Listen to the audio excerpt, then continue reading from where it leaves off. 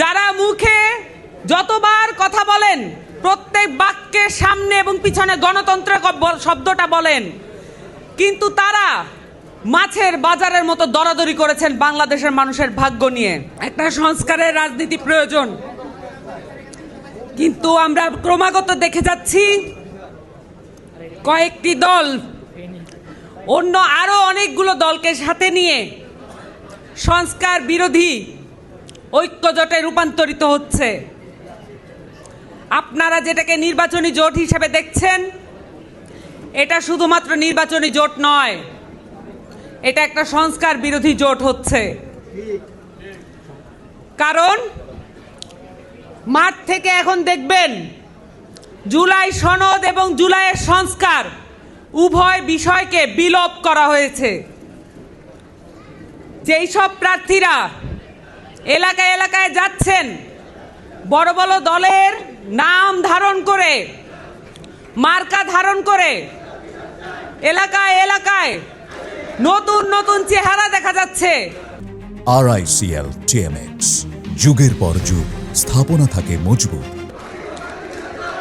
নিজেদের মার্কা, নিজেদের দল সম্পূর্ণ বিলুপ্ত করে তারা বড় বড় দলের মার্কা নিচ্ছেন, কিন্তু এলাকায় গিয়ে একবারের জন্য রাষ্ট্রের সংস্কারে তার কি বক্তব্য, তার দলের কি বক্তব্য, কিভাবে আমরা গত 1.5 বছর ধরে মাঠে ময়দানে সংস্কারের কথা আদায় করার চেষ্টা করছি, এই কথাগুলো একবারের জন্য বলছেন না। আপনারা লাইভ টেলিকাস্টে দেখেছেন ঐক্যমত্য কমিশনে কিভাবে পাওয়ারের ভাগ বাটোয়ারা হয়েছিল। আপনারা লাইভ টেলিকাস্টে দেখেছেন বাংলাদেশের গণতন্ত্রকামী যারা মুখে যতবার কথা বলেন প্রত্যেক বাক্যের সামনে এবং পিছনে গণতন্ত্র শব্দটা বলেন, কিন্তু তারা মাছের বাজারের মতো দরাদরি করেছেন বাংলাদেশের মানুষের ভাগ্য নিয়ে। ফলশ্রুতিতে অল্প কিছু দল শুধুমাত্র সংস্কারের পক্ষে অবস্থান নিয়ে রাজপথে এবং সংস্কার কমিশনে নিজেদের অবস্থানে অটুট থেকেছে। এবং এই অটুট থাকার মধ্যে এনসিপি সহ রাষ্ট্র সংস্কার আন্দোলন এবং এবি পার্টি তাদের অবস্থান ছিল বিপ্লবের পক্ষে। যেই গণ অভ্যুত্থান গত জুলাই আগস্টে আমরা দেখেছি, সেই গণ অভ্যুত্থান চলমান আছে।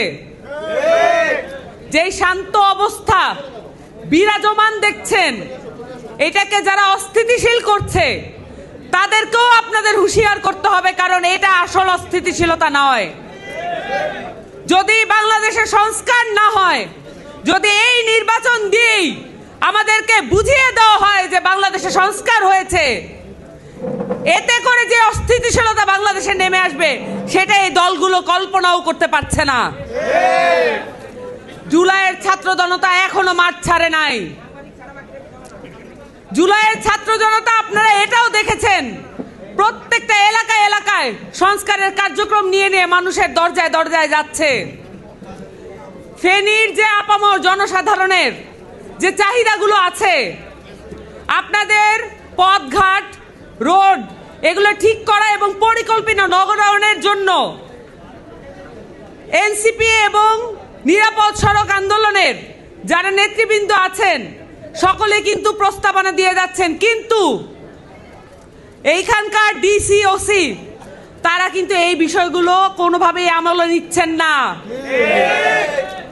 ফেনীবাসীর সকল সুযোগ সুবিধা এবং পরিকল্পিত নগরায়নের যত প্রকল্প, এটা এই আমলেই বাস্তবায়ন করতে হবে।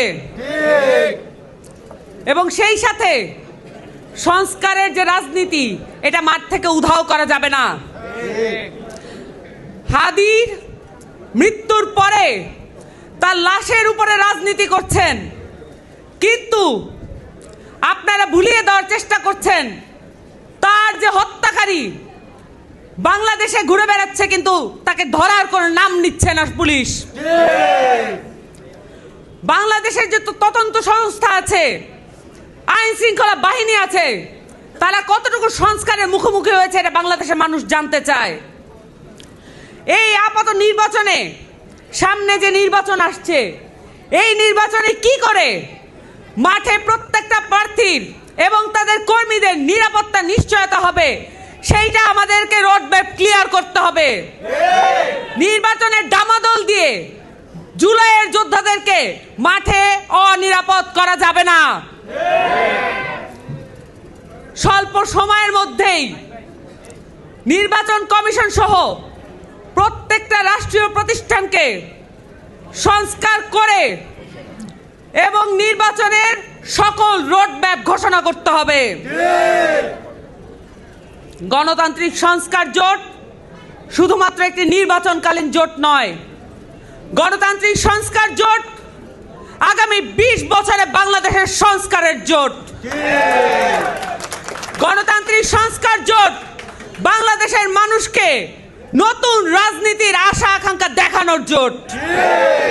গণতান্ত্রিক সংস্কার জোট তরুণ রাজনীতিকে, তরুণ রাজনীতিবিদদের মাথা উঁচু করার জোট, তাদেরকে বিকিয়ে ফেলার জোট নয়। আপনারা সকলে সংস্কারের রাজনীতি এবং গণভোটের সপক্ষে নিজেদের দলের কথা যত না বলবেন, সংস্কার এবং গণভোটের কথা তার চেয়ে বেশি বলবেন। আমাদের জন্য দরকার গণভোটে হ্যাঁ, সংস্কারের পক্ষে হ্যাঁ। আমাদের দলের যতটুকু সক্ষমতা আছে আমরা ততটুকু দিয়ে গণভোটে হ্যাঁ কে বিজয় করে আনবো ইনশাআল্লাহ।